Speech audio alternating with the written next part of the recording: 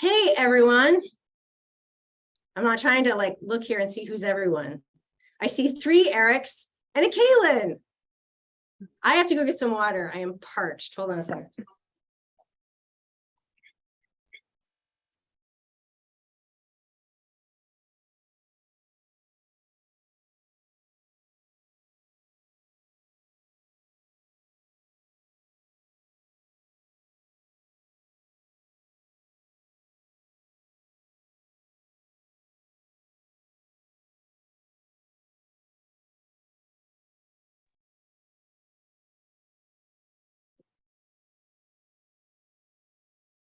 Hey.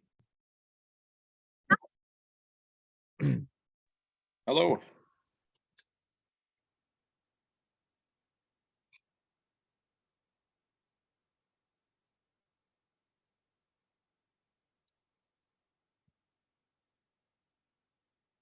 Ever have the thing where you're like, oh, I have to write that down. And then the time it takes to go find that sticky note and move it over here, you've already forgotten. What was it? It was.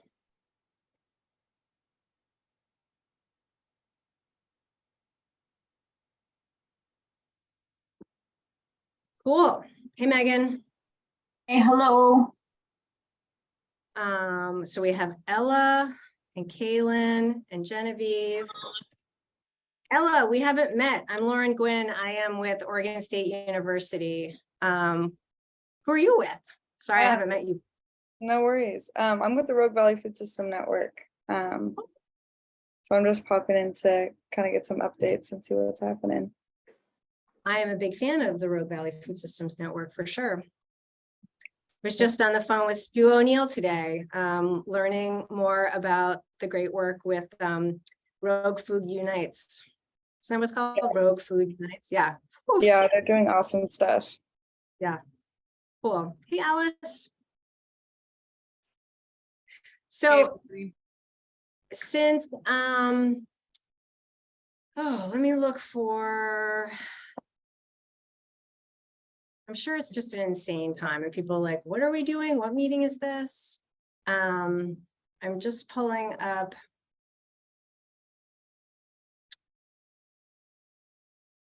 I still have sometimes old links I go to from when, oh, that's interesting. Okay. When all of the public policy stuff was in my Google Drive through OSU, I like go there and it's, no, I need to go here. So, how's everybody doing? My office here is the one hot room in the entire office suite. I'm doing fine.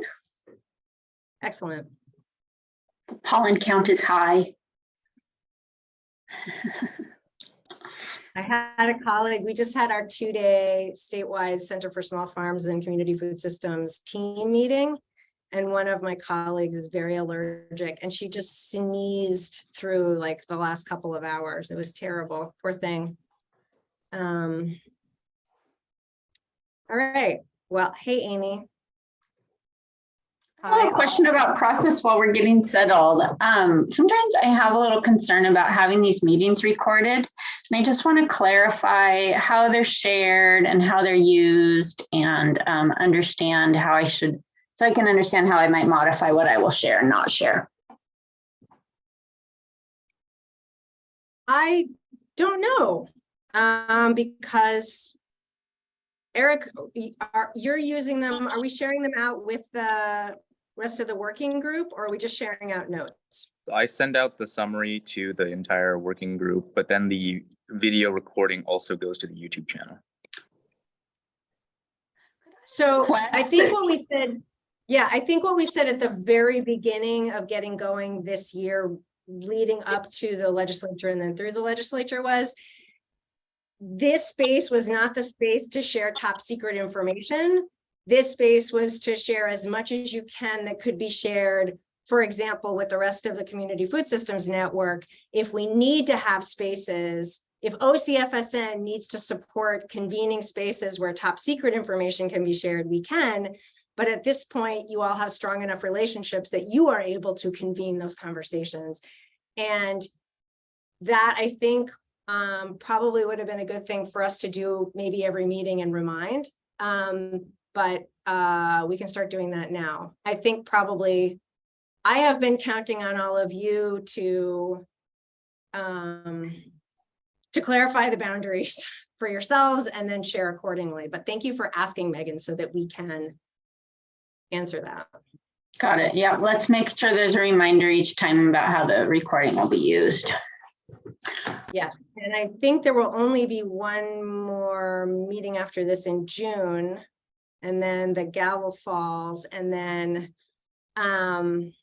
we're looking at doing our post-session mini convening.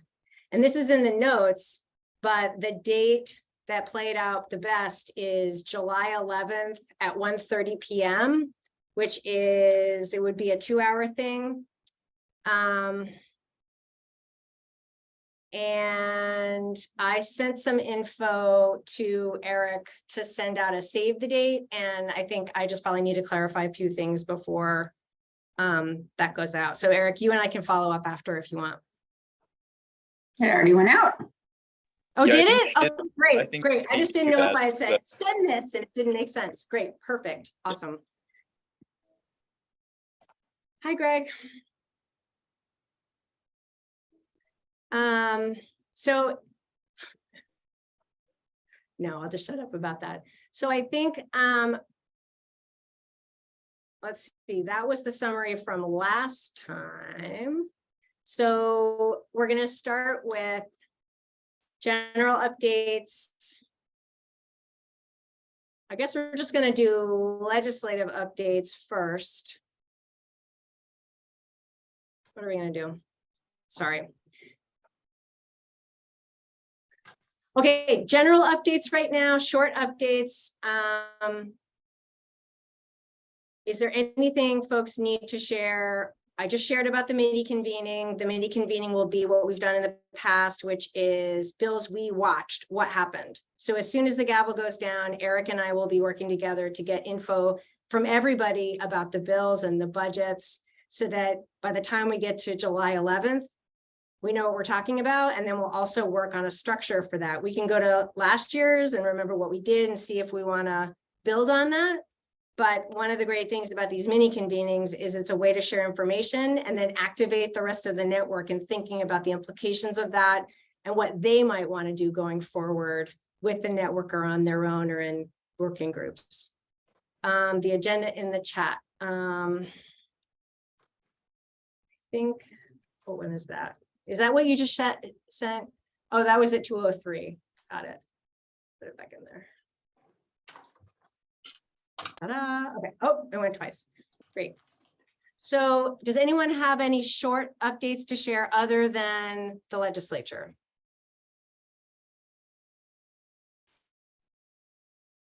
I assume everybody knows tomorrow Nellie and I will be doing a brief presentation on I'll be doing a sort of a land use 101 that sets context for people about how the land use program protects farmland. And then Nellie will be following up with several bills that either are land use related or land use adjacent, like OAHP, and just what's happened at the legislature this session with some of those. So far. So far, yes. Could you explain what venue that would be in? Oh, that's It's on Zoom virtual. yeah. Andrew sent out the invite. I don't know if everybody has it or not, but There's a registration link. I just sent out a reminder, and I can put that link in the chat. So it's part of it's the climate resilience subgroup of the Farming for the Future working group. is it? No, No, it's not. I'm wrong. What is it? it's just me. I don't know. It's the working group, the full working group. I just set it up with Nellie and Greg. Fab. Thank you. I don't know why I said climate change. I think yeah, sorry. Yeah. I think it's No, it's no implied in problem. here. It's all good. it's really nice when you say something wrong and then people are like, no, and they have the answer right there about what, how to fix it. It wasn't an easy problem to solve. Yeah, the revenue forecast, that would be good to conversate about after we get through updates. Let's make sure we talk about that. Can we do it first? Can we do Sure, that? yeah, that'd be I think we should do first broader legislative updates, the walkout on the revenue forecast, and then do bills. I have a Oh, okay. non-legislative update real quick. We're hosting a community forum and raw milk safety training with Christine from Cast Iron Farm in McMinnville on June 16th and 17th, coming out of, well, the no longer legislative strategy on raw milk, and considering some of the things in the CAFO program that are coming up right now. So if you have raw milk farmers in your network who would like to attend, I think there's like a $35 cost for the RAMI training that's going to be happening during that, but we're also inviting legislators for the town hall portion, and I'd be happy to talk to anybody about that. We're getting registration links from Christine very soon, but that's June 16th and 17th in McMinnville at Cast Iron Farm. Thanks. That's my only non-legislative thing. Thank you. Okay. So walk out first. Who'd like to start?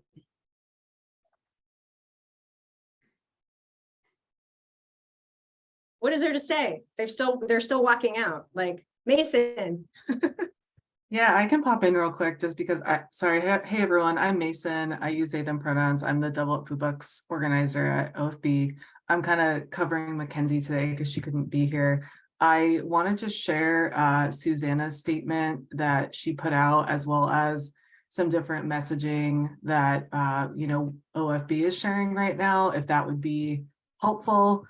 Curious if folks, have any questions around supporting folks if we're getting response to that messaging.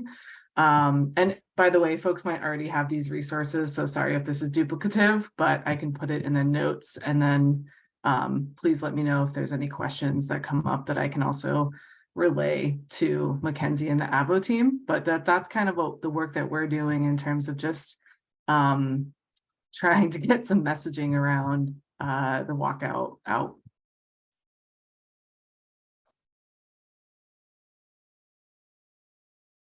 Thank you, Mason. Maybe we're all waiting for the link so we can figure out what was said, but I can give a overall update. I don't have the I haven't been in the bill Capitol in the last couple of days, but basically, in case everybody is not aware from the media and such, the senators, not our representatives, the Senate Republicans, a number of Senate Republicans, not all, are not showing up for floor session. And so there isn't a quorum. And so the Senate floor has not been able to function, not been able to hold their sessions. And there are several, everyone probably knows this as well, but there are several senators who have exceeded their 10 unexcused absences limit, which means that they are no longer they will not be able to run for re-election, or not be able to serve next session. And that's all I know.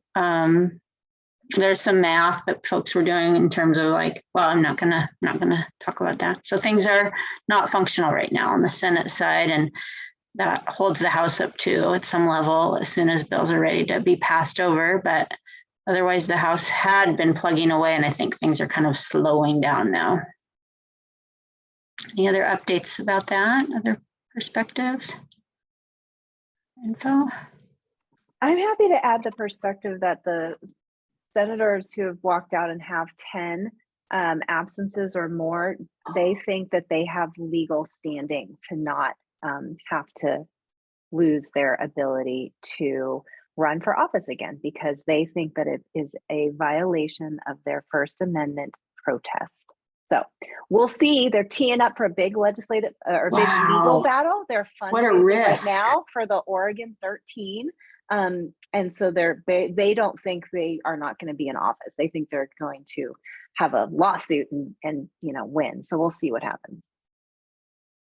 Thank you for clarifying that, both of you, and for Kaylin for adding in the 10. So yeah, on Friday, I think it was 3, and now we've reached the 10 because folks are still haven't been showing up. So, and I don't know if everyone knows, but there's not that many senators, and there's only 30 senators, and most senators are Democrats. So there's not even 15, there's fewer than 15 Republican senators. So we're not talking about a large group of people, but we're talking about a powerful group of people.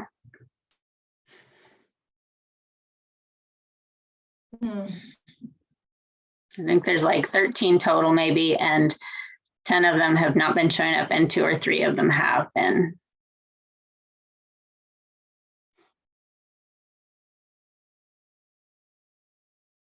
This is Kaylin. I'll add a little additional detail there. Thanks, Megan. Senator Brock Smith and Senator Anderson have not reached 10 because they've been showing up, and Senator Girard is out for an extended medical leave. So he has not reached his 10, and all of the others have reached their 10. And as you all likely know, in order for the Senate to do business, they need to have 2/3 of their members present. Oregon is pretty unique in that aspect. Most states only require a majority of members to transact business. So the ballot measure from last year got cute and created this 10 absence, no reelection threat, and didn't solve, in my own opinion, the underlying challenge of a minority of electeds being able to stop democracy from happening. Those sentiments were echoed by Senate President Wagner after confirming that they lacked quorum today. So I do encourage folks to go back and watch the reel from the Senate floor. It's about at the 10:45 or 10:50 a.m. mark, which I guess would be 20 to 25 minutes into the recording. Wait, we say that again. What's the point? What's the marker? I think it's 20 minutes in, because it's okay. Session floor convenes at 10:30. I tuned in at 10:45, and I think at 10:50 is right around when President Wagner started dropping founding fathers into his monologue. And that was today. That was today. Yep.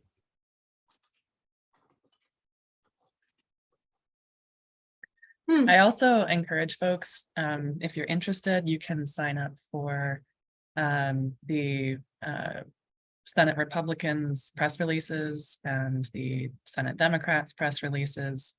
And it's interesting to see how the different messaging is. So it's for these politically fraught times, it can be useful to be up on how each side is messaging about this. So,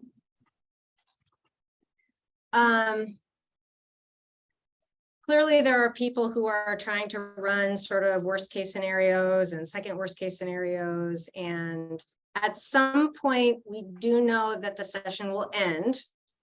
And I guess the worst case scenario is nothing is passed. I mean, is there surely agencies have to have budgets? I mean, does this actually threaten Oregon government cannot continue unless they have a budget after the session? Megan?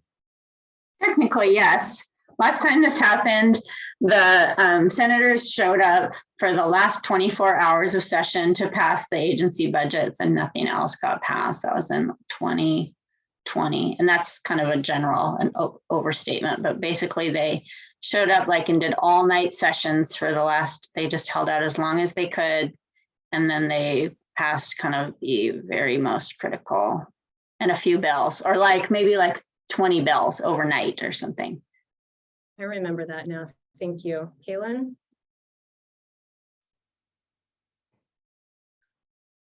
Sorry, we're right now there's a continuing resolution that keeps the government open through September 15th. So even if the session's over tomorrow, government will continue until mid-September. And it would require a special session to be called before September 15th in order to pass budgets for our government to keep working. Okay. So that, I guess, would be worst case scenario, is everything dies. June 25th is constitutional sine die. So that would be the last date that folks could come back and get something done.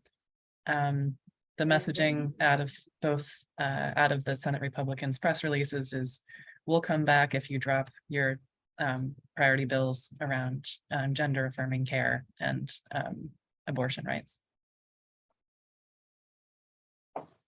Yeah, I had read something about how there was like going into last weekend, there was an effort to just talk about the age limit, raising it from 15, and they went, they had a positive thing going in to the weekend and they came negative out of the weekend. So okay, so is there anything more that we get as a group for talking about this? I think we should shift to the revenue forecast because I don't have a magic ball. So speaking of magic balls, the revenue forecast, the kicker, woohoo! Like, who wants to talk about that? I don't care as much about the kicker as I care about the funding available for the agency. The media release that I saw was revenue forecast good, kicker forecasted to go way up, and it's like no. Hang on a second, we have budgets. So yeah, what do we think? Well, I can say what we know. We know the revenue forecast is projecting an additional nearly $2 billion in state revenue. So 1.96 billion in state revenue over what the last forecast estimated. And so that is really good for those of us who are seeking funding for our bills or our budget requests, because there's 2 billion is 200 million. So there's I think, right? There's 200 million more. I'm sorry, not 200 million. Is that right? 2,000 million. 2,000 million. 2,000 million. Yes, because is it hot in your room too?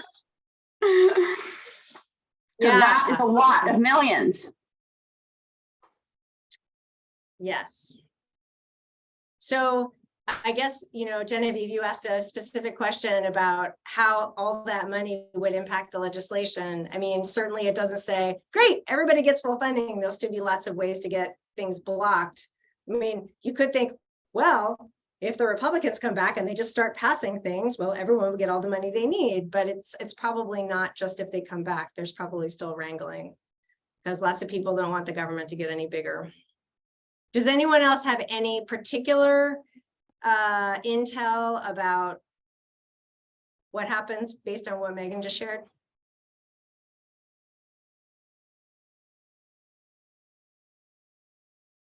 I mean, I don't think that I have any particular intel. I just know that because there is more money available, now is the time for any and all groups who have bills sitting in Ways and Means or requests in agency budgets to start your advocacy up again. I feel like there was a little bit of a lull while people were waiting for the May 17th forecast. But if you have been supporting any of the things out there that need funding, like things that FOF has our eye on, are obviously Megan's Healthy Soil Initiative, and I'm sure you'll talk about that in just a moment, and the Natural Climate Solutions Bill, HB 2907, the $10 million meat processing infrastructure grant fund for meat processing plants, the farm to school infrastructure grants that were moved from the education budget to the agriculture, Department of Agriculture budget, because they were moved from one agency to another. Sometimes that makes it look like it's a new program, even though that program has been around for several years and is very successful. So if anybody is working with farmers who have benefited from this really awesome program and gotten some infrastructure in order to scale up to meet farm to school demand, please contact me or Melina Barker at the Oregon Farm to School and School Garden Network and learn how you can advocate for that. And then, of course, there's the comprehensive drought package, the buy draws thing. And it didn't feel to me like much of that was going to happen based on the previous revenue forecasts. And everyone was just like, oh, it's a nice idea. There's a lot here, but there's no way to do these things. And now there seems to be more money floating around. There's still going to need to be some prioritization happening in that package. So we are under no illusions that everything in that package will be funded.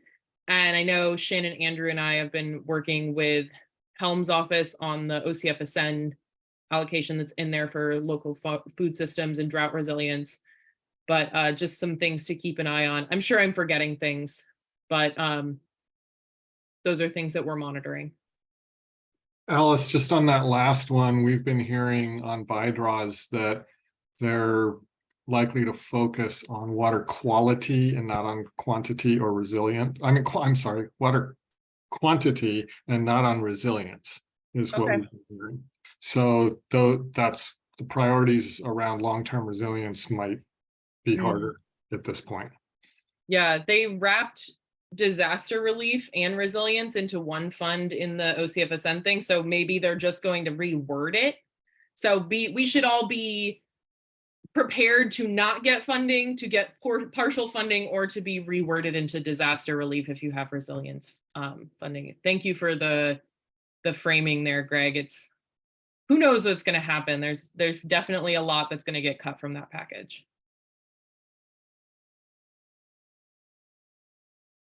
Well, let's shift to, maybe that's a good segue into per bills, per budgets. That was a good summary of the buy draws.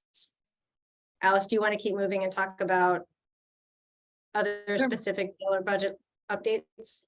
Sure. I mean, Farm Direct, SB 507A, we have been delayed in our House hearing twice now, but apparently we're fingers crossed, the work session's happening at 3. We thought it was happening last Thursday. We thought it was happening on Tuesday. It's been bumped due to other hearings that had to happen and, administrative things. We still have broad bipartisan support for that bill, and it's already cleared the Senate. So hopefully those blockages won't, and it doesn't have a fiscal impact.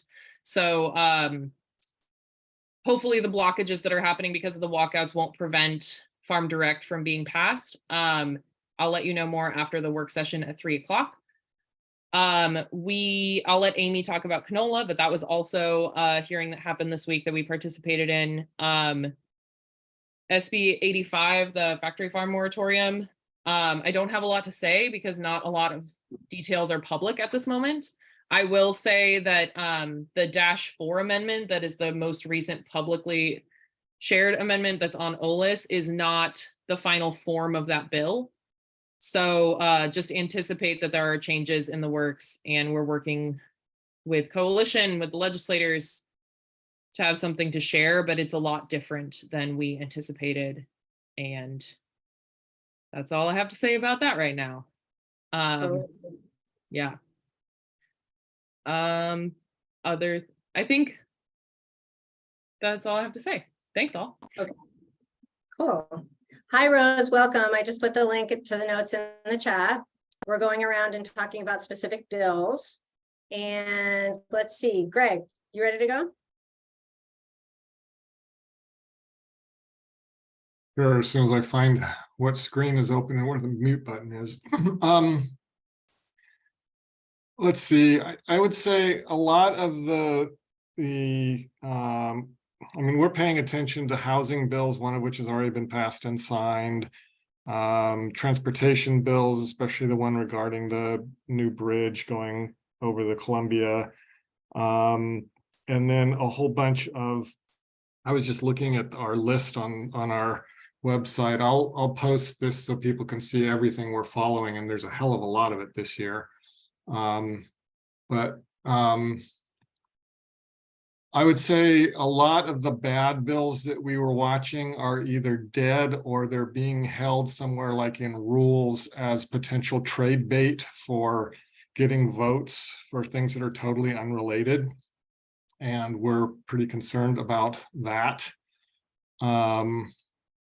eventuality, but right now there's nothing we can do about it because there's nothing, there's nothing happening and we don't know what is possible to happen.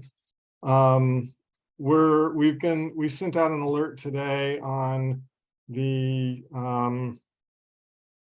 Natural Climate Solutions Bill and Healthy Soils Bill to get more people writing into Ways and Means.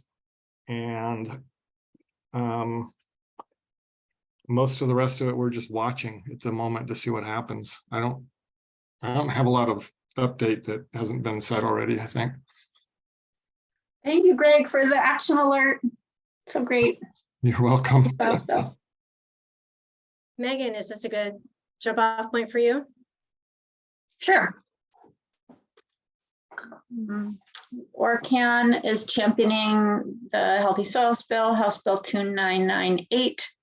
The bill is waiting in Ways and Means, along with most other bills that are requesting funding. And I think it's unlikely that the bill will end up in the drought package. And it's been, we've got an amendment ready to bring the fiscal impact down from 4.2 million to 2. That's pretty in the weeds. I'll stay high level. We are advocating hard right now, encouraging folks to contact the Natural Resources Subcommittee of Ways and Means, and we understand that the Healthy Soils Bill might be included in what's called the climate package. So there are a number of different packages that are kind of being prioritized right now by that may be prioritized by Ways and Means. One is the drought package we're all familiar with, and there's a climate package. I don't actually know what the other packages are.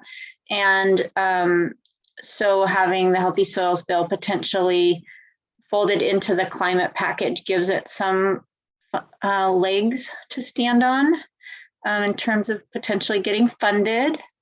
And the Natural Climate Solutions Bill is a much larger ask that will probably be in the climate package, and it's unclear how much money will end up in that. I think the current bill is something like 20 million, and I think that coalition's working on determining whether, now that the revenue forecast looks good, whether we can stay at 20 million or need to reduce it. And then I can give I think I can give an update for OAHP, ORCAN's other priority bill, that OAHP advocates are just continuing to advocate for funding either through House Bill 3366 or through the OWEB's budget requests for funding the program there. And none of those, I think of all of the Natural Climate Solutions Bill has a little bit more, the Healthy Soils Bill wasn't really rising up, even though it has tons of support and like no opposition and lots of support from legislators. No one's really prioritizing it. It's like it's not, it wasn't before the revenue forecast rising up in terms of really being prioritized. And now that there's more money available, it seems like we might be able to, I'm hopeful that maybe we can find $2 million to fund it, along with the Natural Climate Solutions Bill.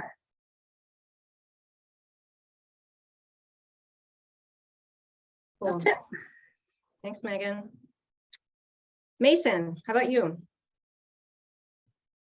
Yeah, I can pop in. So I kind of put our updates in the notes here, but yeah, really the main focus right now in terms of Food for All efforts are contacting a lot of legislators in the Ways and Means committee, and talking about the importance of passing Food for All. Actually, right now, as we're all meeting, there is a virtual advocacy day that's happening. It will be going on until 4:30. So I also put the link here, and if folks would like to join or cascade that at all. Another key update was just that we have, I was able to get from Mackenzie just specific cost estimates for Food for All, which, it's here 32.6 million first biennium. I believe that was in the original slide deck, but if folks, I just wanted to note that. And yeah, finally, if there is folks in your network that you would like to reach out to cascade the information about contacting the legislators, we do have these two tools. The links are here in both Spanish and English. And I think that's kind of it for me. I would say that, just going back to the conversation about the walkouts, I think that it seems really clear that, we're going to be continuing to really partner with our strategic communications team, and escalate kind of our communications as long as the walkouts are continuing.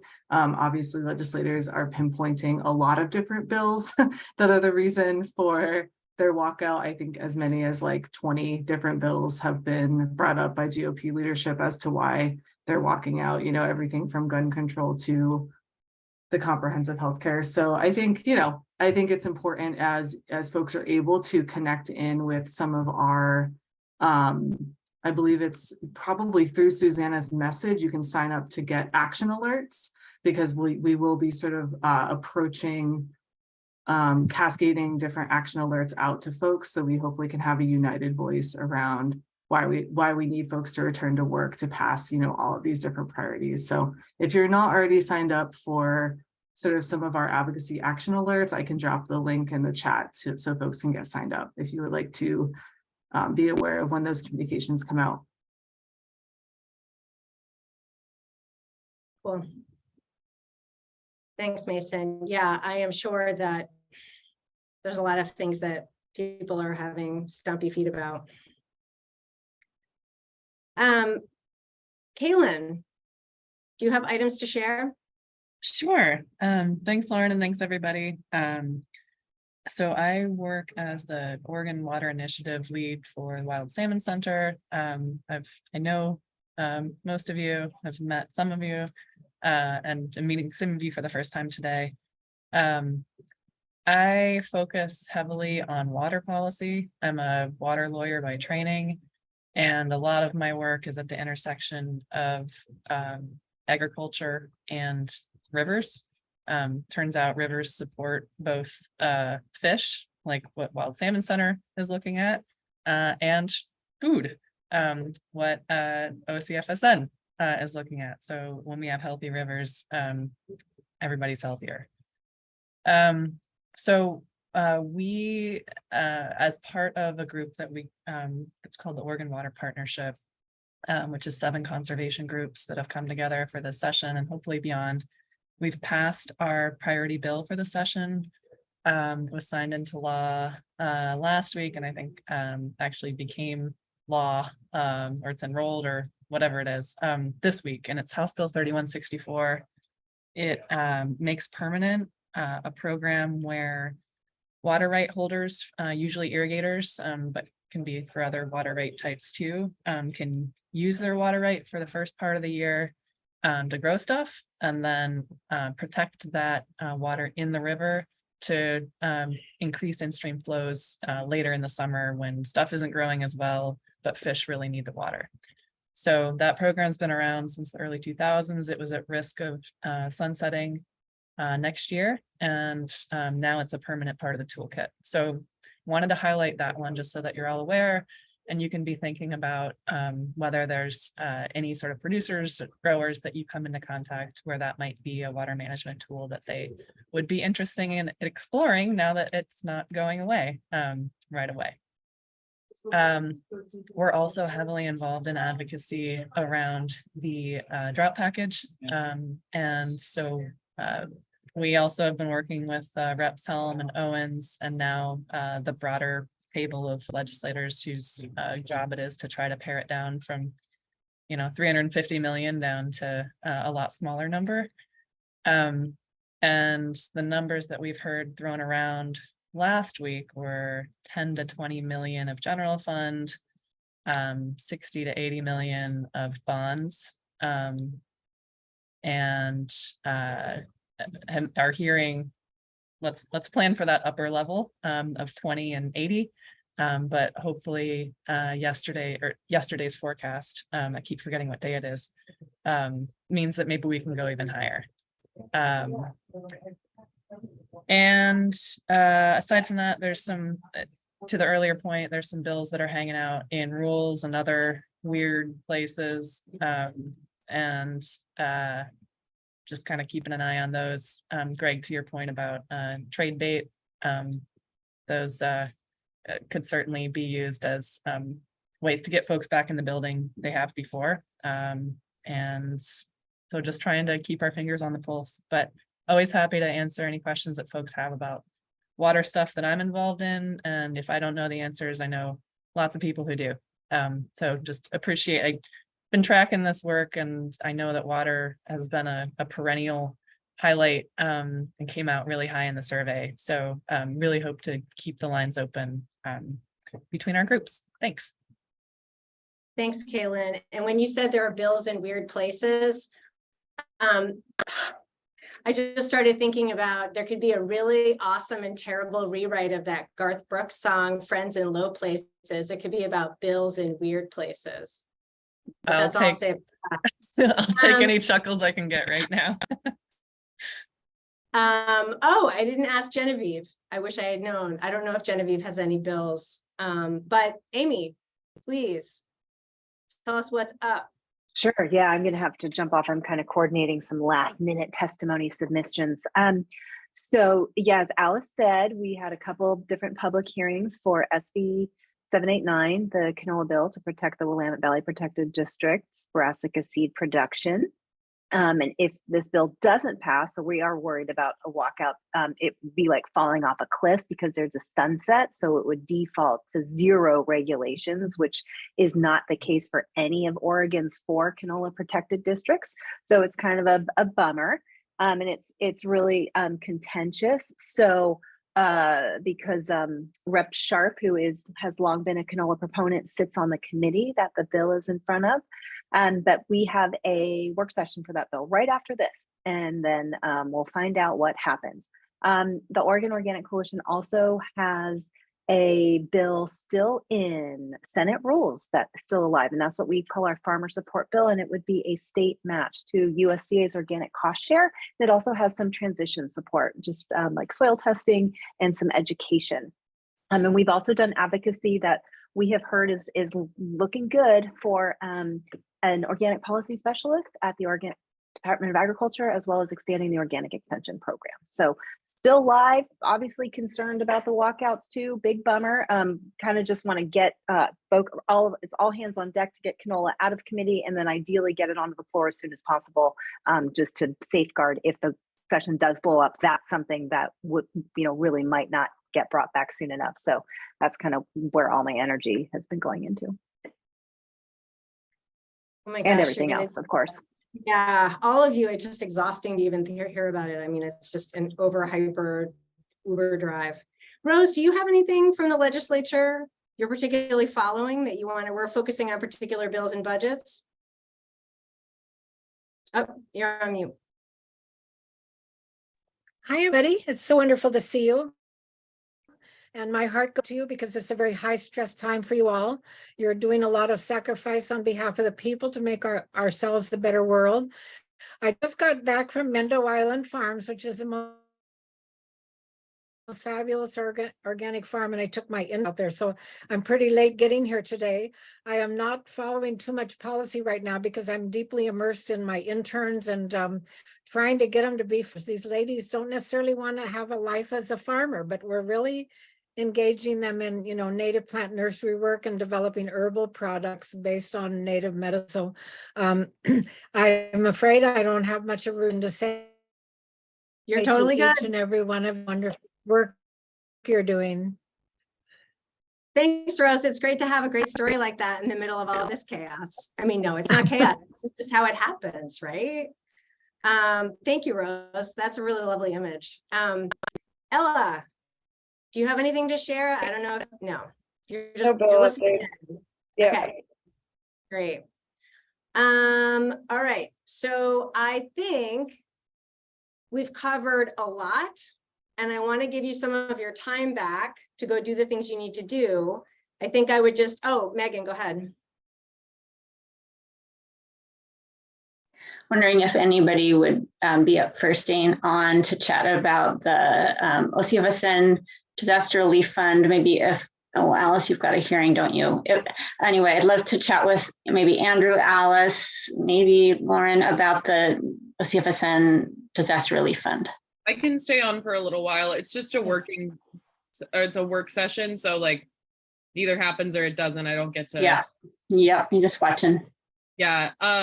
I just wanted to flag before we leave. I don't know if we talked about this at our last meeting, and it's not something that Buff put forward, but something that we were very supportive of was the addition of rabbits to the 1,000-bird exemption law. So that passed, and it like the governor didn't sign it, but we have a pocket signing, not pocket veto here in Oregon. So a law passed to add the ability to raise up to 1,000 rabbits and slaughter them on farm and sell them directly to the consumer, just like the 1,000-bird exemption. So that passed. It was put forward by Reps Owens and Finley from some requests from farmers out in Eastern Oregon, which was surprising to me because well, I'm grateful. It wasn't our farmers who asked for it, but a lot of our farmers raise rabbits and have had a lot of trouble finding processing. So more direct-to-consumer sales options and more ability for people to control the humane slaughter process for their animals and do more processing on farm. And we think it's great. And I know I've gotten some requests for information, and I've also reached out to ODA, and they said they have to wait until the 90 days after passage and until they get their official guidance together. So we're not telling people specifics about how to implement the law at the moment if you get questions from producers, but more information is coming. Great. Thanks, Alice. Okay, so I will just say, please, all of this insanity, I keep saying insanity and chaos, all of this really busy time where we're doing a lot of important things, building our resilience to be mucking around in this stuff. There's a lot of people who have a lot of support and a lot of office administrators to help them do it. And you all are doing it with a bit more than toothpicks and baling wire, and you're doing it really well. And so I just want to thank you and the others who aren't on this call for doing that for all of us. So we will be sending out notes about help us make sure that what we're doing on July 11th to report out to the full rest of the network, that's shaped the way we want it. We will, of course, the moment the gavel goes down, people will be starting to figure out what happens. So we'll need support to actually, figure out what happened to the bills and budgets we watched. And we'll just try to build that as well as we can. And what else? And then I think we're going to have one last meeting before then that Eric will try to schedule, if possible, when, I don't even know. Scheduled already.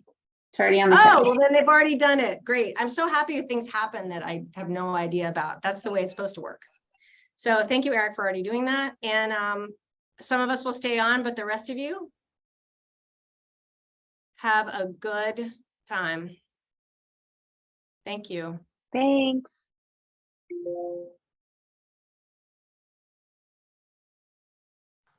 Thanks all. So I've had on my list for a long time to